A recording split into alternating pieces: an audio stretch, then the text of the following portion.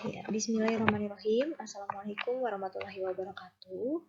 Halo anak-anak, kembali lagi kita akan belajar kimia ya. Pada pertemuan kali ini kita akan membahas tentang indikator asam basa ya.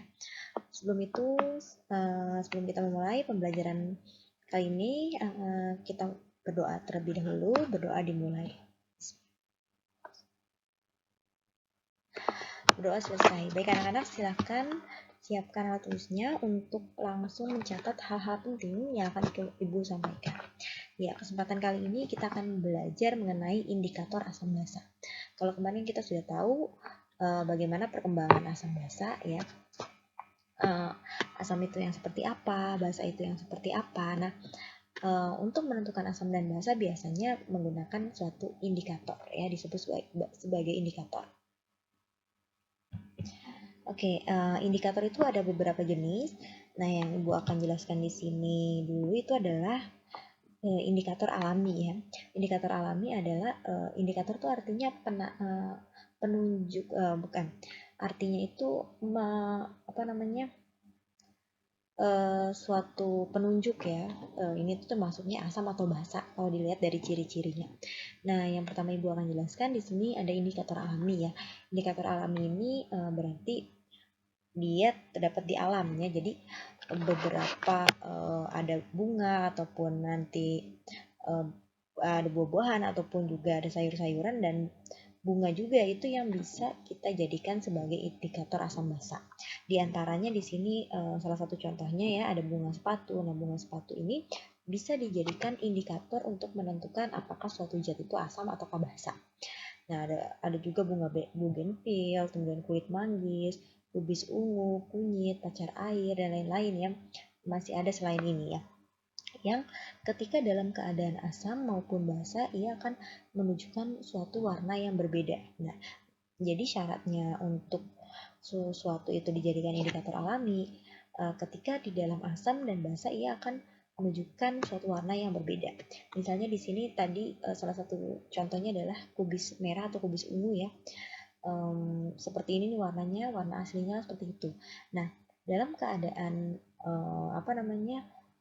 pada larutan asam, si kubis ungu ini akan menunjukkan warna merah muda, sedangkan pada larutan basa ia akan menunjukkan warna yang hijau gitu. Jadi di sini kubis ungu ini juga bisa dijadikan indikator karena ia memiliki perubahan warna, ada perbedaan warna ketika dalam keadaan asam maupun basa gitu. Jadi syaratnya seperti itu, ada perbedaan warna di sesuatu itu bisa dijadikan indikator ketika ada perbedaan warna antara asam dan basanya. Terus ada lagi bunga sepatu nih, biasanya warna merah seperti ini ya. Dalam keadaan asam berwarna merah, pada larutan basa berwarna kuning. Kemudian ada bunga mawar ya, biasanya warna merah muda, kemudian dalam keadaan asam dia tetap merah muda, kemudian dalam keadaan basa dia akan berubah menjadi hijau. Ada bayam merah gitu ya, perubahan warnanya jadi dari merah muda menjadi kuning, warna aslinya merah, kemudian dalam keadaan asam merah muda, dalam keadaan basa kuning.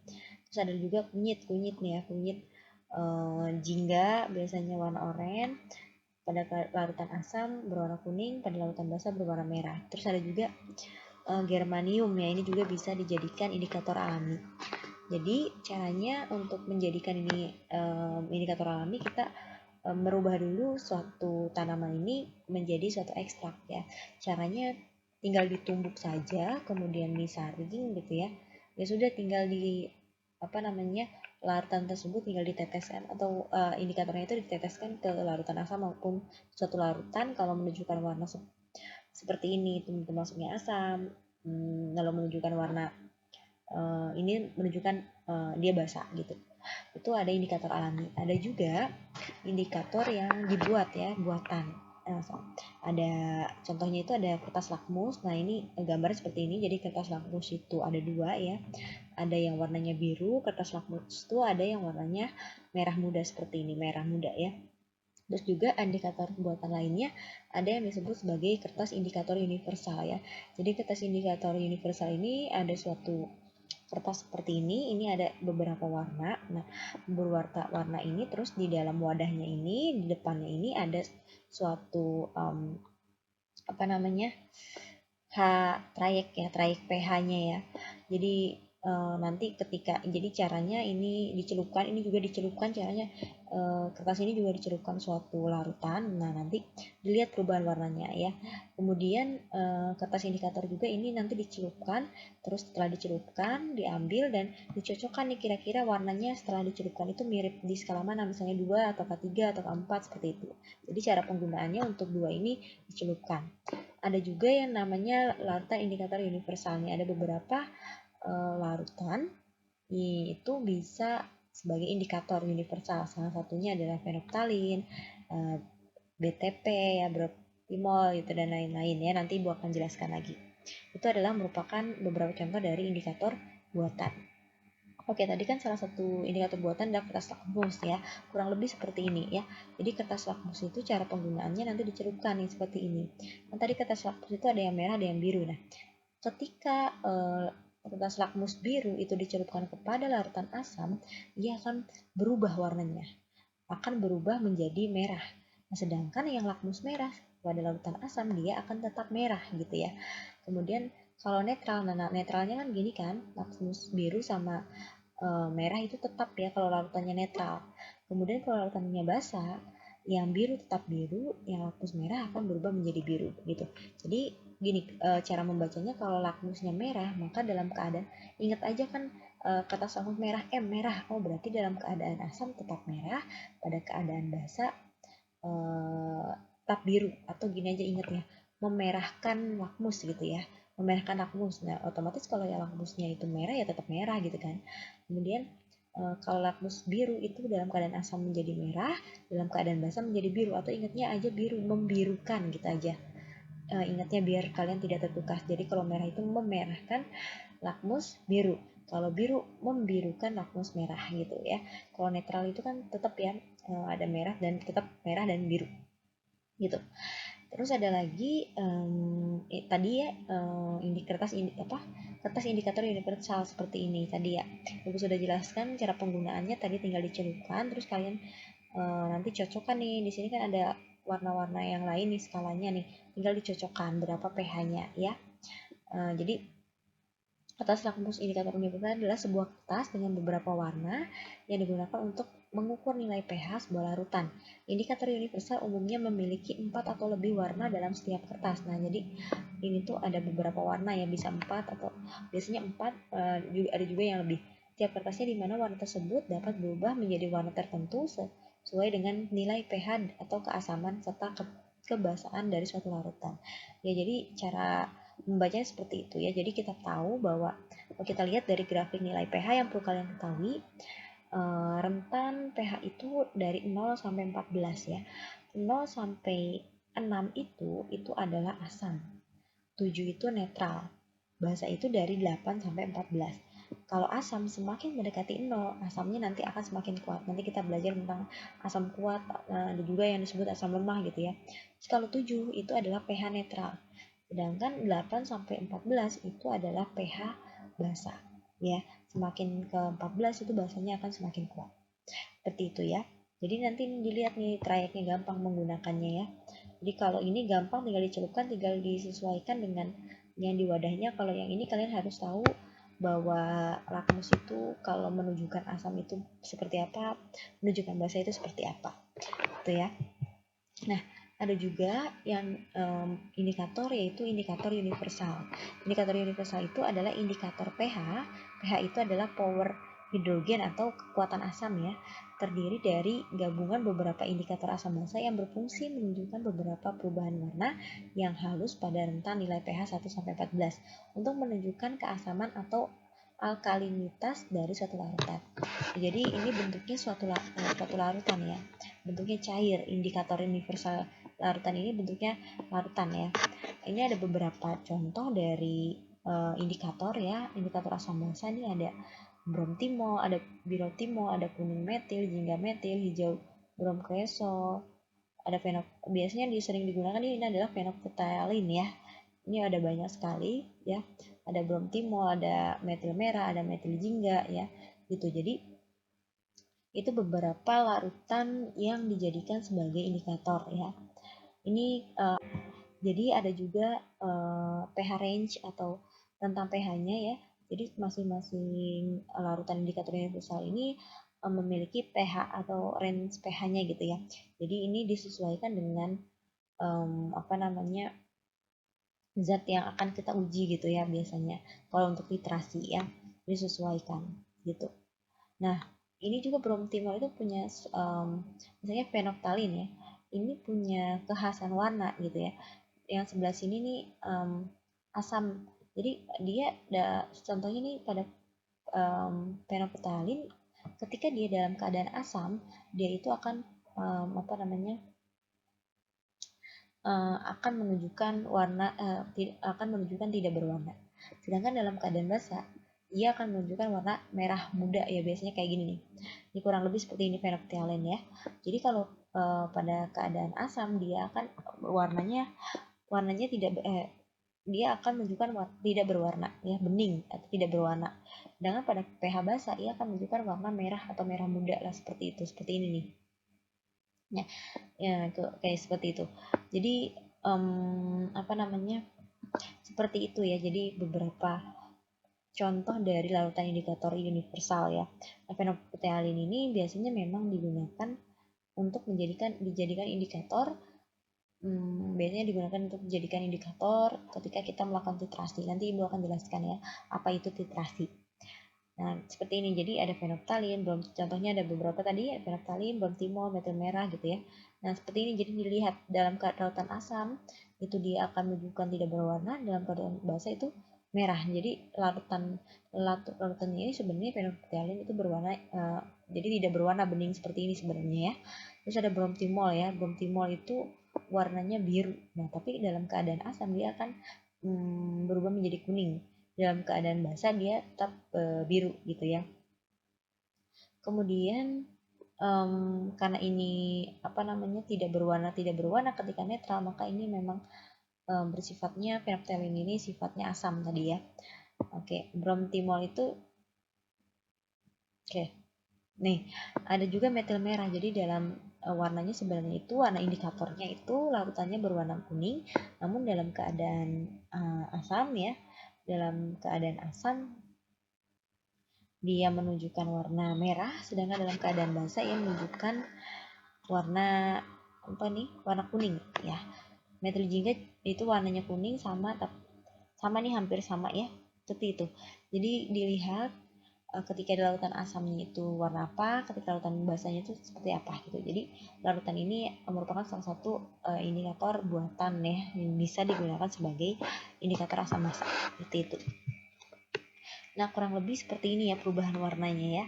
Phenolphthalein tadi kan dalam keadaan asam itu tidak berwarna bening seperti ini ya.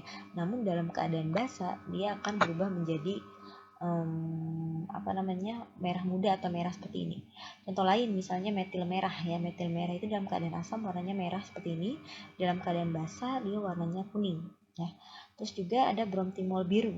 Bromtimol biru ini dalam larutan asam dia akan menunjukkan warna kuning, dalam keadaan basah dia akan menunjukkan warna biru. Nah, kurang lebih seperti ini ya. Jadi bisa dilihat dari warnanya ya. Untuk keadaan asam maupun basah itu salah satu contoh dari indikator buatan.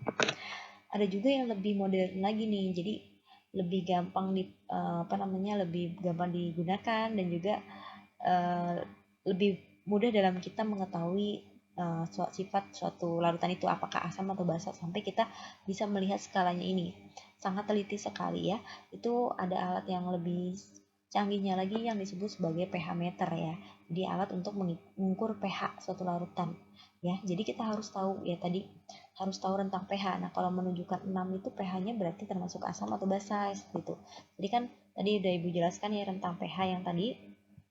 Nah, yang ini kalau dia 0 sampai 6 itu menunjukkan asam, 8 sampai 14 itu menunjukkan basa, dan 7 itu netral. Nah, jadi kalian jadi bakal tahu nih ini sifatnya asam atau basa gitu ya. Kalau menunjukkan misalnya di layar ini misalnya 6 itu kan berarti termasuknya ke dalam asam gitu ya. Jadi bisa dibaca di sini. Jadi bentuknya itu ada berbagai macam, ada yang bentuknya seperti ini, ada yang bentuknya seperti ini, macam-macam ya. Jadi sama aja fungsinya untuk mengukur pH ya, mengukur pH. Jadi lebih teliti lagi sampai koma-komanya ini gitu ya. ini bisa terlihat. Kalau tadi beberapa indikator yang lain itu kelemahannya memang hanya menunjukkan warna misalnya juga ya. Terus yang lainnya lagi indikator universal ini tidak lebih teliti dibandingkan yang ini. Ini hampir sama yang indikator universal, bisa terlihat gitu pH-nya berapa, cuman tadi kurang lebih teliti pH meter ini gitu ya. Oke, di sini Ibu akan memberikan suatu contoh soal ya. Di sini contoh soalnya seperti ini. Ini salah satu contoh soal tentang indikator ya.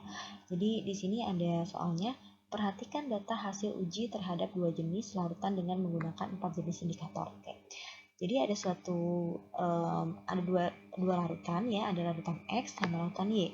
Nah, larutan X ini dan Y ini diuji ya, dengan menggunakan 4 jenis indikator. Ada metil merah, ada metil jingga, ada metil ungu, dan lakmus. Nah, ini sudah masing-masing ada trayeknya, terus perubahan warnanya ini. Jadi bacanya gini ya, kalau 4,2 itu berarti merah, kalau 6,3 itu berarti kuning ya. Jadi kiri sama kiri, kanan sama kanan ya. Seperti itu. Ini juga 3,2 berarti merah, 4,4 itu berarti kuning ya. Jadi ini buat punya yang kiri juga, yang kanan punya kanan gitu ya. Seperti itu. Jadi bacanya seperti itu. Nah, larutan X, oke ya. Gimana caranya? Di sini ditanyakan perkirakan pH untuk larutan X dan larutan Y secara berurutan. Nah, jadi kita akan lihat dulu caranya seperti ini.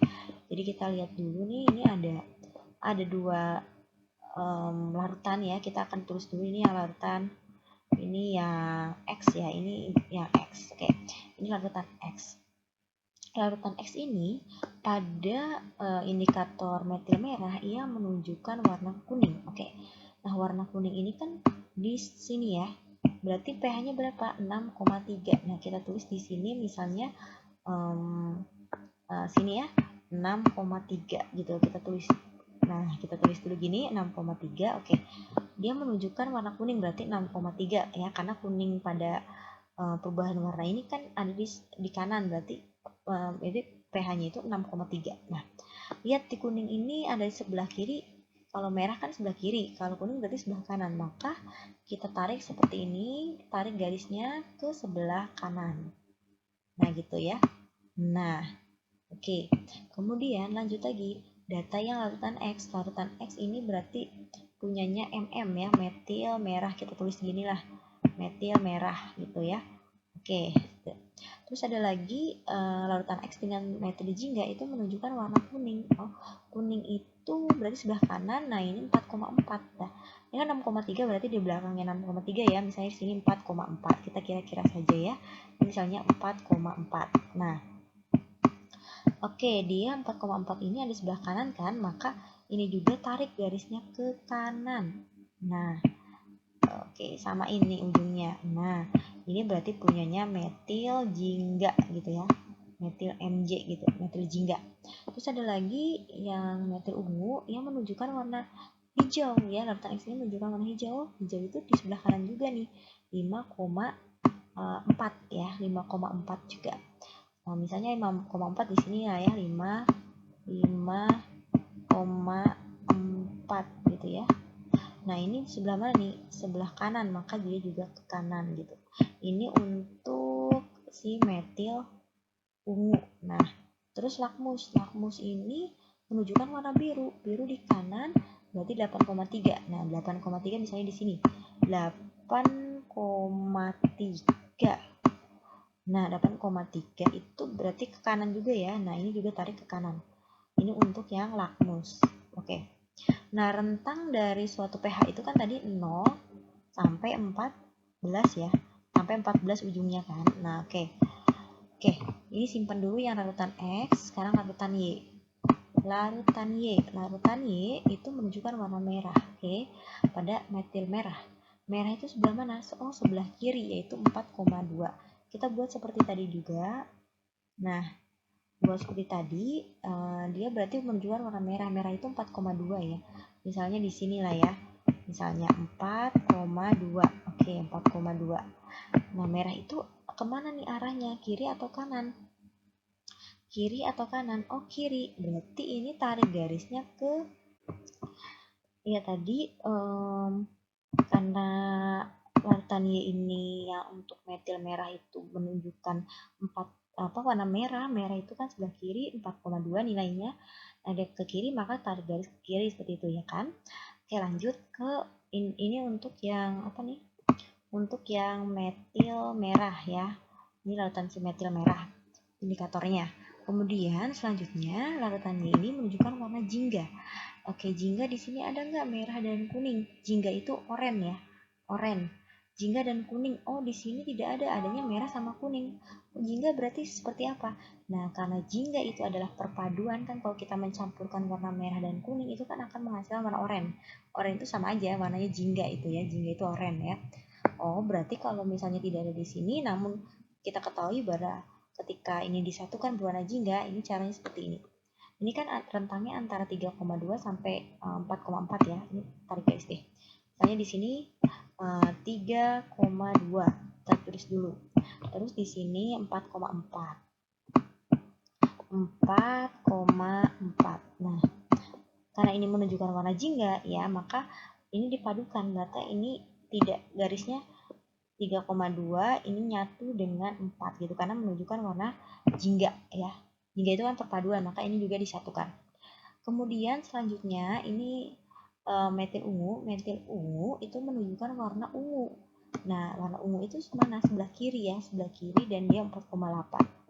Oke, misalnya di sini 4,8. Dia menunjukkan 4,8 dan posisinya itu ke kiri, maka tarik garisnya itu ke kiri. Set gitu ya. Ini kurang bagus ya, yang penting paham lah. Terus kemudian satu lagi untuk yang lakmus, lakmus yang menunjukkan warna merah. Nah, merah itu ada di sebelah kiri dan nilainya 4,7. Misalnya di sini 4,7 ya. Nah, ini 4,7, kemudian karena posisinya di kiri berarti ke kiri. Nah, oke. Bagaimana setelah seperti ini? Bagaimana kita menentukan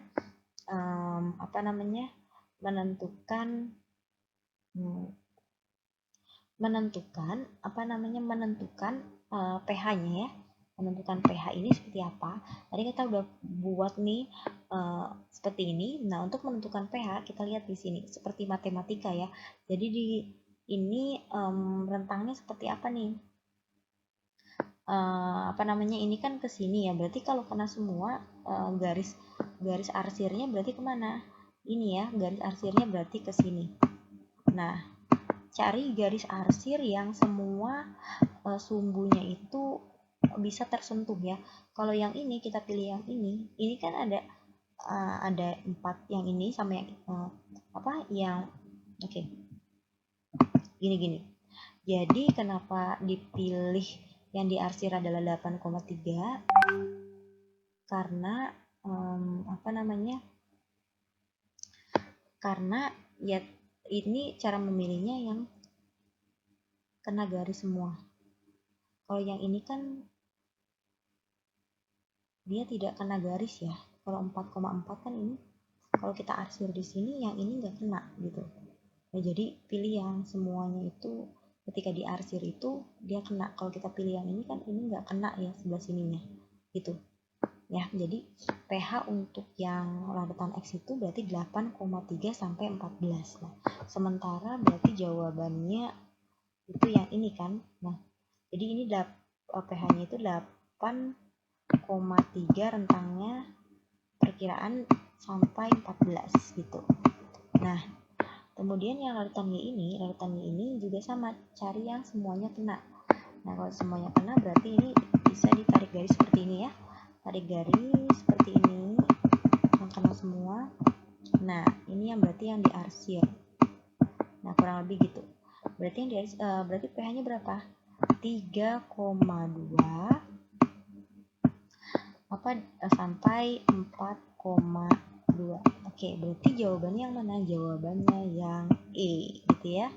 Gitu. Jadi kalian buat dulu seperti tadi, kemudian kalian arsir nih yang kira-kira pH-nya tuh berapa. Bukan kira-kira ya, maksudnya tadi diarsir gitu ya.